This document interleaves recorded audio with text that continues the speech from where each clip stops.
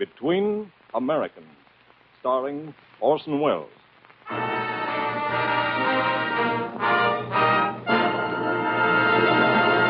The Gulf Screen Guild Theater.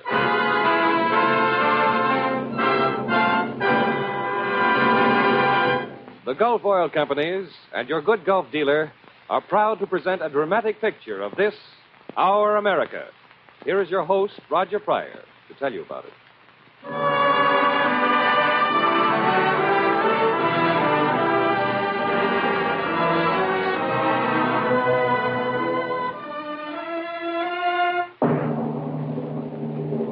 Good evening, everyone. We welcome you tonight to one of the most timely programs ever heard on the Gulf Screen Guild Theater. Our production of Norman Corwin's script, Between Americans, starring Orson Welles. Broadcast at any time, we believe this program would make every American's heart beat a little faster. Make him hold his head just a little higher. But since the tragic and foreboding news that came today, this program, Between Americans, now becomes an American odyssey. In just a moment, our story will begin. But first, here's Bud Heaston. Right. And here's an easy way to change from a pessimist into an optimist. If you're wondering now how long you may have to keep your present car, and wondering, too, if it will last, if it will stay in good condition, just look on the bright side of the picture. Remember, when you give the wearing parts of your car good protection, that helps it stay young and act young a long, long time. So give your automobile the modern method of lubrication, Gulflex registered lubrication. Here's why. First, the expert Gulflex operator works from a master chart of your model car, thus protects each wearing point in the chassis and body. Second, the Gulflex man uses not just 1 or 2 greases, but 6 special lubricants, especially developed by lubrication authorities. And third, here's proof of how good these lubricants are. In recent tests by Gulf engineers, Gulflex chassis lubricant, for instance, stayed in the shackles 30% better and lubricated nearly 100% longer than the average of competitive products tested. So get Gulflex registered lubrication, a much better than usual grease job at no extra cost.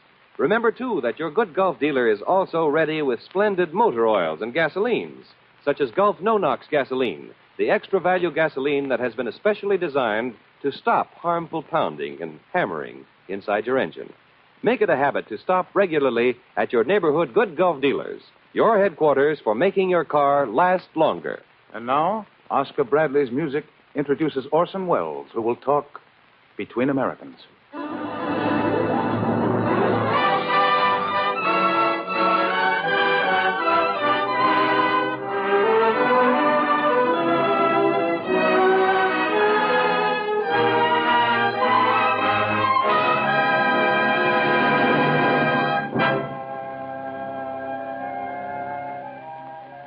This program is Between Americans. That's where the title comes in. We hope you like it, but you don't have to. At any rate, nobody's going to make you stick around and listen to it. That's one of the advantages of being an American. Now, tonight we're doing something quite foreign to the type of thing usually presented by the Gulf Screen Guild Theater. Instead of telling a story about 5 or 6 people, we're telling a story about 100 million. This happens to include you, listener, whatever your name may be. As a matter of fact, names don't bother real Americans very much. Not when we've got states named after French kings and English queens are lifted right out of the Latin language like Montana, or out of the Spanish like Nevada, and towns. You know, if you were to hold a convention of all the people who live in foreign-sounding American towns, we could fill quite a sizable stadium. Among the delegates registering on the first day would be... Me, I'm the delegate from London, Minnesota. I'm in from Dublin, New Hampshire. Flew in this morning from Cairo, Illinois. Huh? Whose turn, me? I'm from Canton, Connecticut. I'm from Paris, Texas. I came all the way from Shanghai, West Virginia. Warsaw, Georgia. I'm the delegate representing Moscow, Kentucky. My town is Toronto, Kansas. As for me, Lisbon, Maine. Delegate from Madrid, Alabama reporting. I'm from Stockholm, South Dakota. Drove down this afternoon from Bombay, New York. Hitchhiked here from Baghdad, Florida. All right, delegates, now that you've registered, you may all be seated. Now, that's all the preliminaries there's going to be tonight. We're through with the introductions, the overture, and the official registration. So now we can get down to the text, which is, roughly speaking, this. Today, particularly, people are thinking about their country pretty hard. Some of them for the first time in their lives. People are wondering where we're headed. Men are being called on to get ready to defend America. A lot of them are thinking in terms of what is there to defend. Well, now, America means a lot of things to a lot of people. Most of them are solid patriots, only they don't know it. They don't have to wear a red and white and blue button in their lapels to prove it.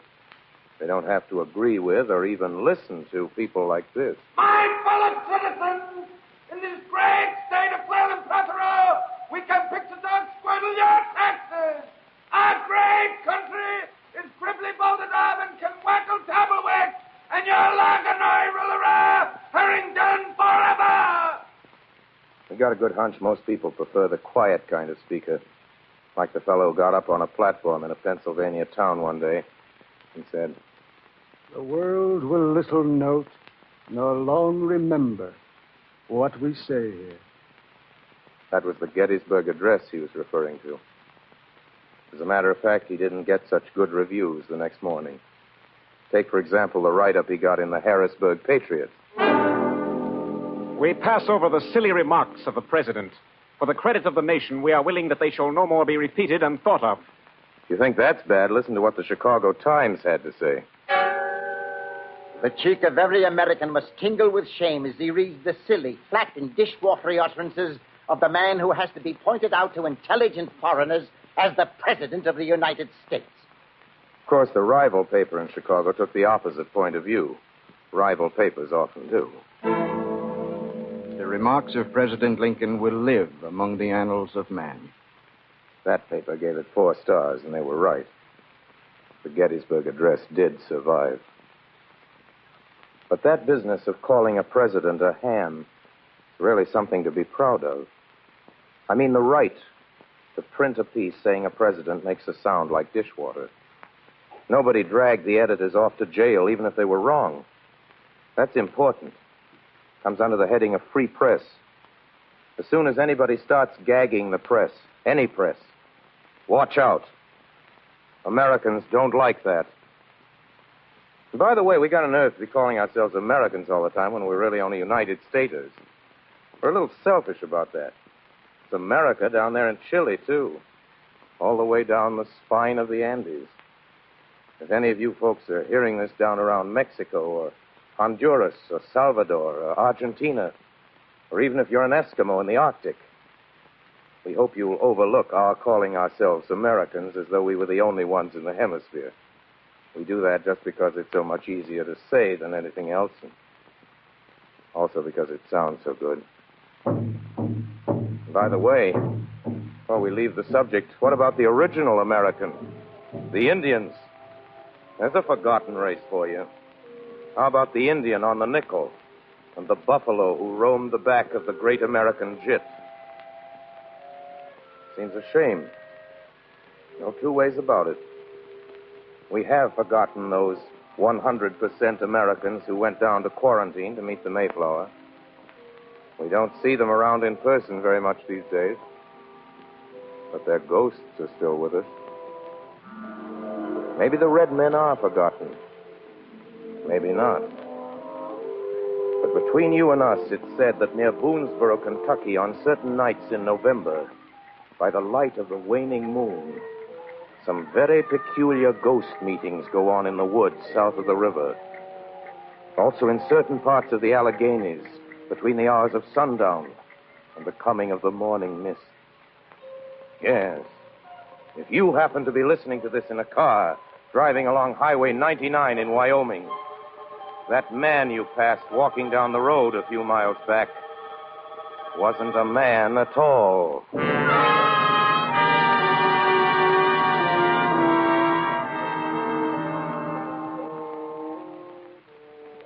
Seriously, they were brave people.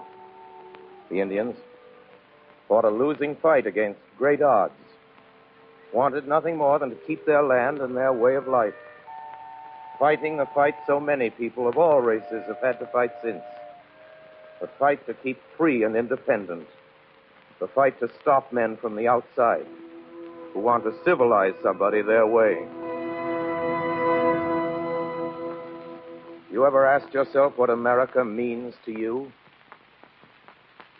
Does it mean 1776? Columbia, the gem of the ocean? Big business? The Bill of Rights? Uncle Sam? Chances are it means none of these things. Chances are it means something very personal to each of you. Something close to your heart which you'd miss like the very blazes if you were stranded abroad. Might have nothing at all to do with quotes from Madison or acts of Congress. It might be just the feeling about the crisp autumns in New England and the smell of burning leaves. It might be the memory of the way they smooth off the infield between the games of a doubleheader. It might be a thing as small as your little finger. You ever been abroad and run out of American cigarettes? Hey, speak English, mister? No, senor. Solo hablo español. Well, anyway, do you carry cigarettes? Ah, cigarrillo. Sí, tenemos bastante aquí. No, I just want cigarettes. Here, I'll take these. How much? 20 centavos. Yeah, keep the change. Hey, got a light there, senor? Sí, como no, senor. Un momento. Hey, what is this? Soft, cold soup? Tastes like an old shoe. Here, you can smoke the rest of them. Phooey. There you are. America might mean a tight-packed cigarette, which tastes good. Might mean the way a hot dog man slaps mustard on a Frank. Might mean going with your wife to the movie on bank night. Or taking your girl to the annual barn dance and social at Tuckerman's Barn. Plenty of you listeners know what I'm talking about.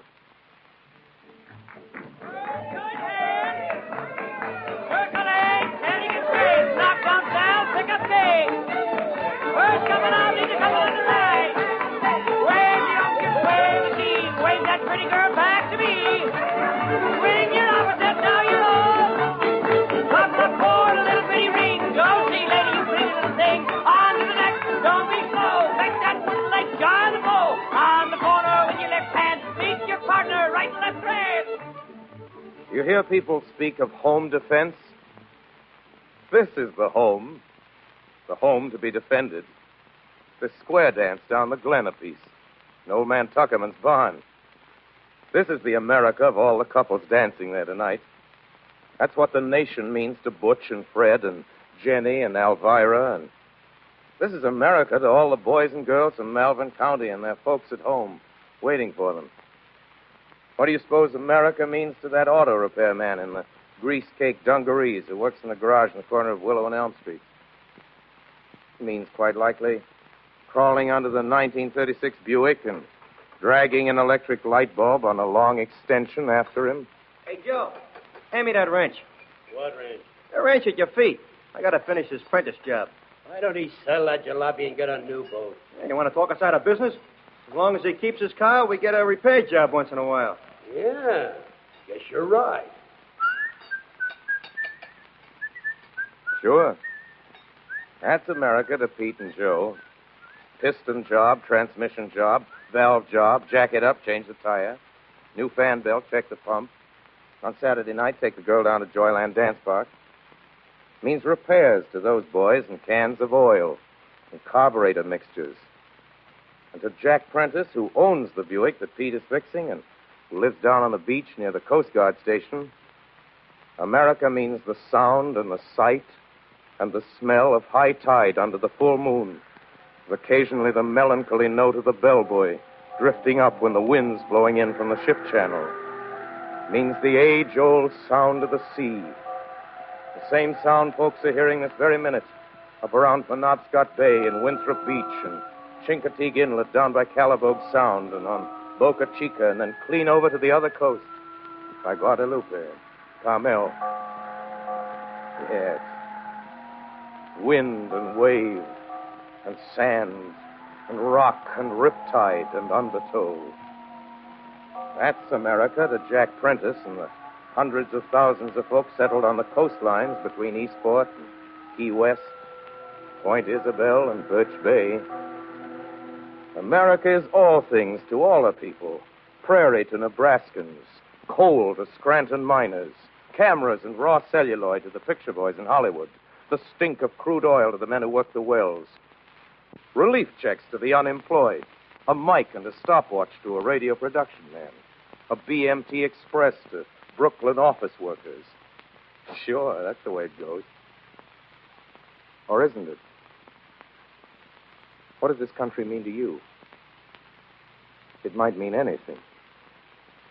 Anything at all.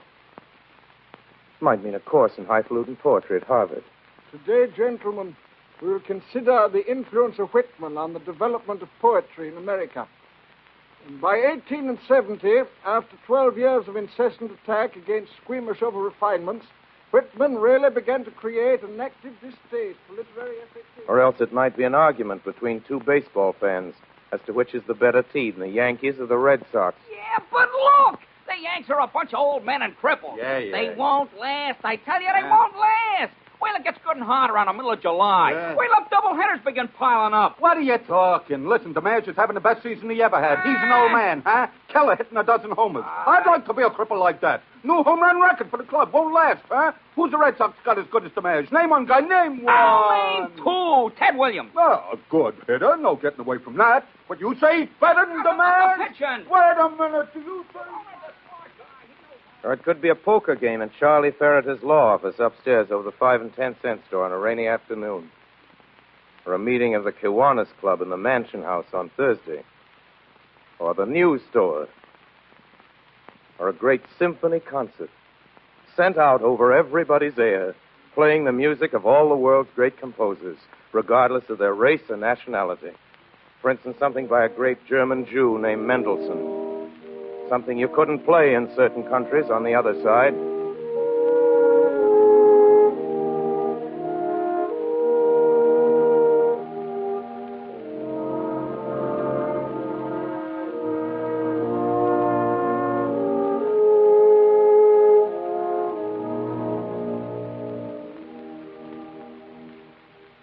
Now let's stop a minute and figure this out.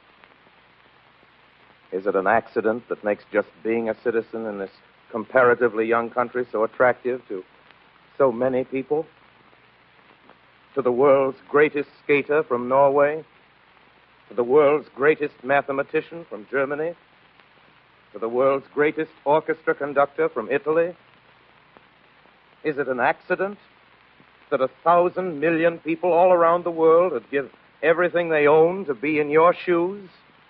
A free citizen of this country, right this very minute? Is it the weather here? Let's ask some of the natives. You from New York, how's the weather out your way? Oh, I like it all right, only the summers give me a pain, sticky and hot. And then we usually get a stretch of terrible overcast weather around April and November. Sometimes 10 days go by without the sun coming out once. And you, miss, from Miami, Florida. Oh, our climate's fine. Except you have to watch out for sunburn. A gentleman from Kansas? Summers get pretty hot. Winter's pretty cold. Tornadoes raise a ruckus every once in a while. Los Angeles. You? Ah, wonderful climate. Magnificent. Don't you ever get tired of all that sunshine? No, sir. Not a bit. Never rains? Well, a little precipitation maybe, but no rain. No earthquakes? No, just little ones. Are you interested in some real estate? No, thanks.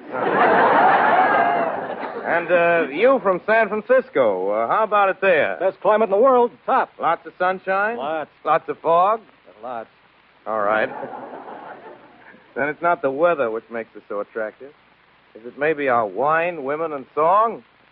Let's ask the experts. You there, expert on women. American women are beautiful, certainly. But we've never produced any classic or historic beauty. We've no legendary figure to compare with Helen of Troy, or with any of the Greek or Roman Venuses, or with Egypt's Cleopatra.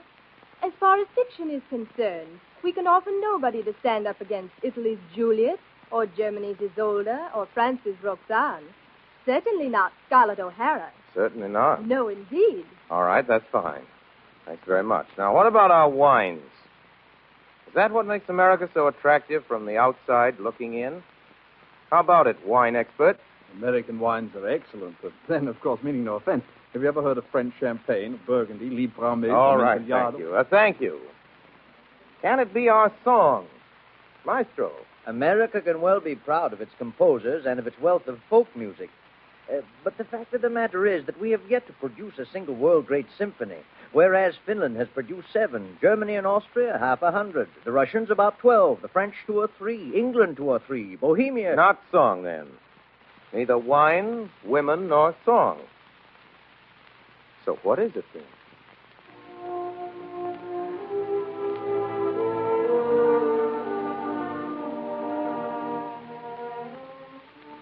Well, it's this.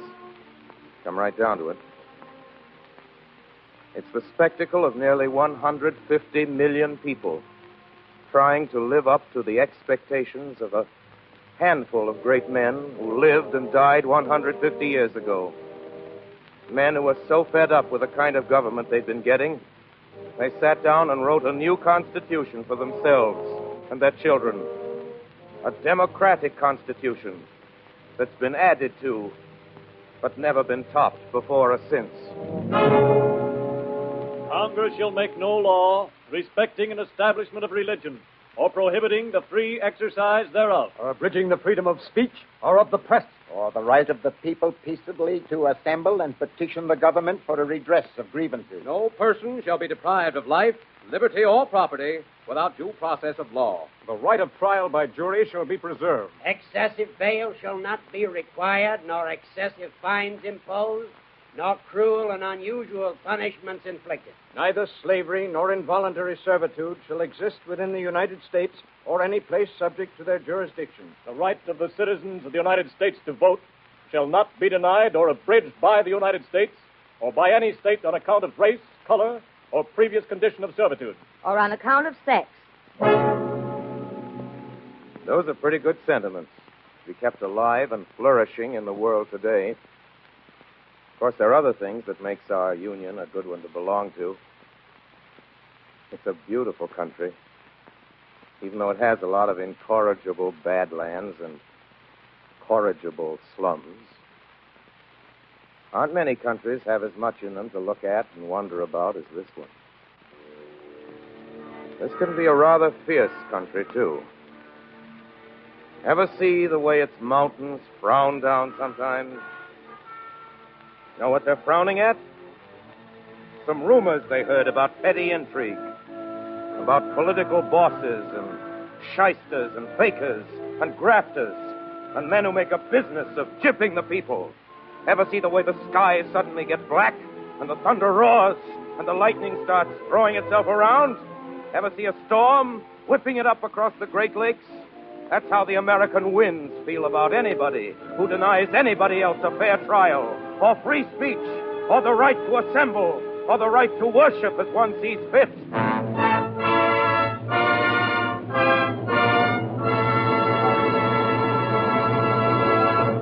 Well, then, in the final analysis, there can be no analysis. Many great thinkers and poets have attempted it, but the country's too big for any one man.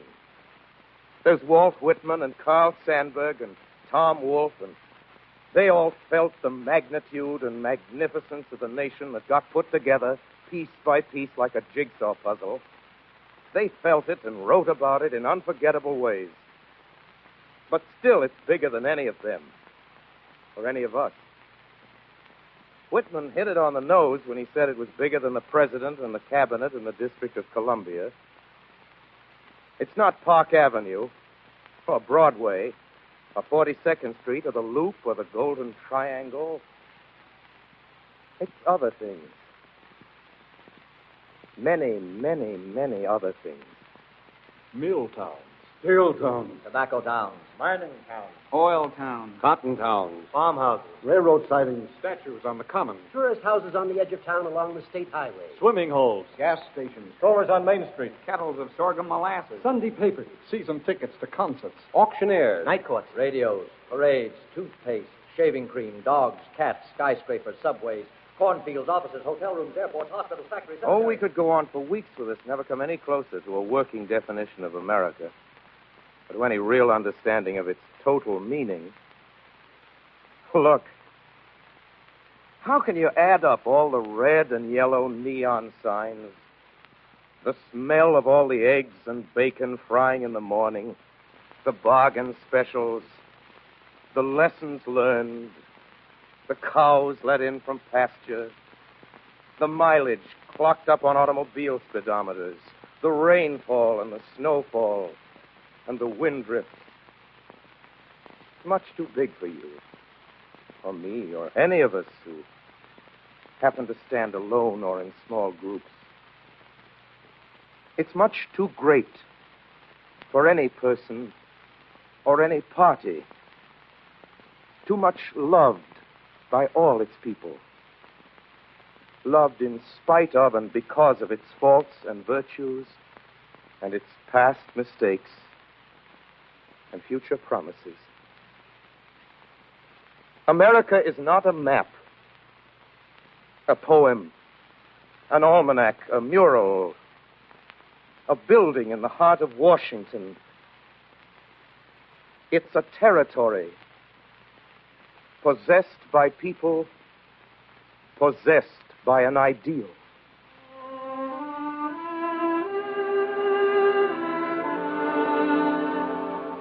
Well, that's all, listeners.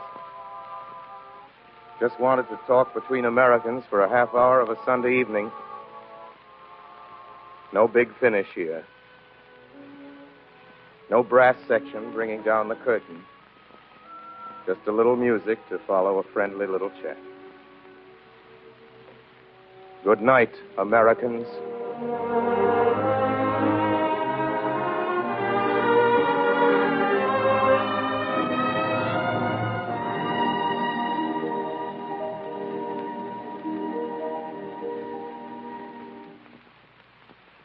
You've just heard Orson Welles talking between Americans.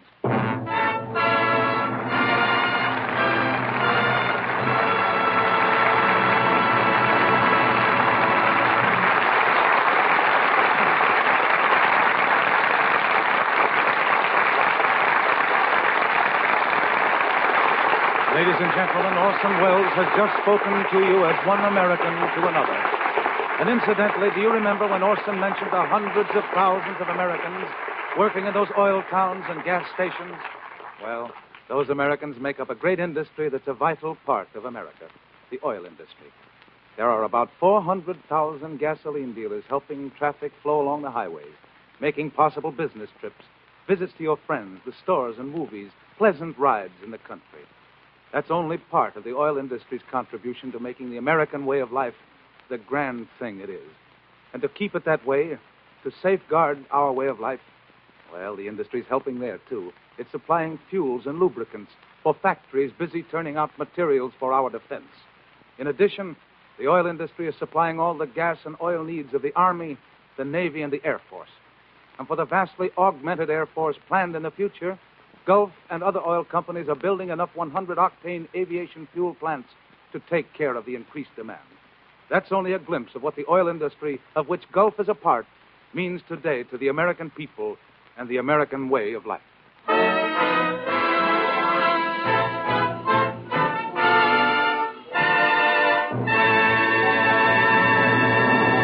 Well, next week, we really have a show that'll put you into a great humor. The RKO hit My Life with Caroline, starring those top favorites, William Powell and Ann Sothern, with George Barbier. Music by Oscar Bradley, assisted by Frank Tours. Until then, this is Roger Pryor speaking for your neighborhood good Gulf dealer and saying, good night, everyone.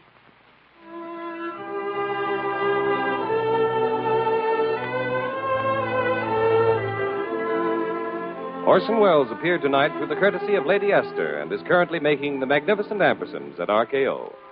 Don't forget our date next week when the Gulf Screen Guild Theater brings you William Powell, Ann Sothern, and George Barbier in My Life with Caroline.